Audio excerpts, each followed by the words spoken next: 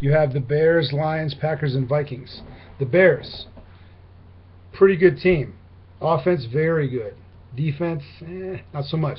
Last year the defense was very, very rocky, very embarrassing, but their offense was powerful, so they still won some games. This year, according to my friend Chip, they've filled some holes, got some guys back healthy on defense, so they'll be respectable. Here's the thing with the Bears. All they need is their defense to be respectable, to be a very good team.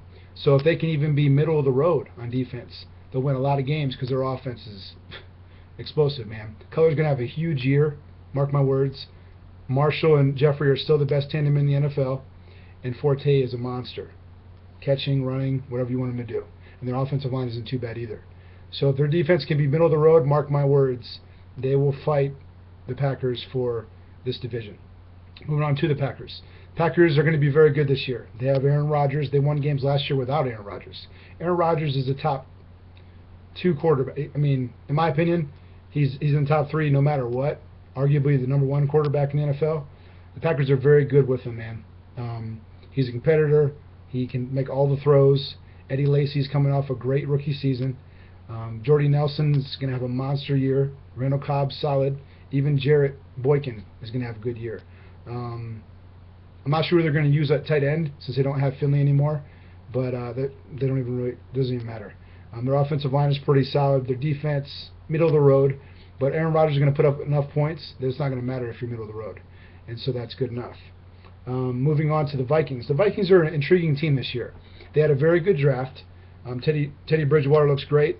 Something to know about Norv Turner. Norv Turner's had a crush, a full-blown man crush on Matt Castle for years now, and he finally has him as his quarterback, right? So it shouldn't be a surprise to you that he's starting in week 1. If he struggles, obviously the leash is probably short for Bridgewater to come in. AP still top 4 running back in the NFL. So he's a monster. At receiver, not really a believer in Greg Jennings anymore, but I am a believer in Cordarrelle Patterson. I think he'll have a huge year this year. Think about what Turner did with Josh Gordon last year. Cordarrelle Patterson. I'm not saying same, obviously that's crazy, but very good year for Cordarrelle Patterson. And also look for Kyle Rudolph. Kyle Rudolph has been on the brink for a while now. He's a very good tight end, but he's never been a star or kind of had his breaking out year. Guess what? Norv Turner is like the tight end whisperer. Okay, every tight end that he's coached does great. Nothing changed with Jordan Cameron, so that trend will continue with Kyle Rudolph. Their offensive line is solid. Their offense, in my opinion, is decent. But the problem with the Vikings they're decent on defense and they're decent on offense. They're not great at anything. I don't think they're going to light you up on the scoreboard like AP thinks. And so I think they're going to be a respectable team, but they still need to make a few more steps to compete with, the Bears and Packers. And last but not least, the Lions. So the Lions, here's the thing, man. A few years ago, Matt Stafford had a great year. Okay, he had all these touchdowns, very little picks, and then ever since then he's been very rocky, very inconsistent picks, interceptions, just kind of a head case. Basically, in my opinion, you're guilty until proven innocent.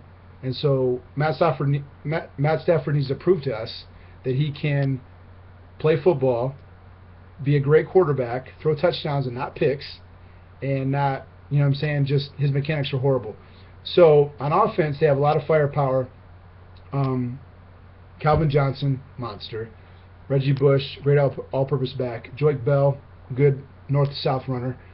Stafford can make a lot of throws. And I believe they still have Pettigrew, but they have the Eric Ebram, which is probably the best tight end in the draft. So on offense, they have tons of weapons. They added Golden Tate. I can't say Golden Tate, but they have him as opposite of Calvin Johnson, so obviously he'll get a lot of single coverage.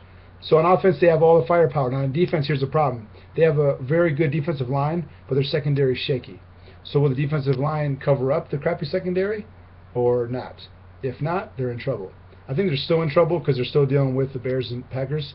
But they need everything to work for them. They need their secondary to play above expectations, and they need Golden Tate to produce, and they need, Matt Stafford to not throw picks. A lot of ifs. Okay? So that's it we got for the North. We're moving on.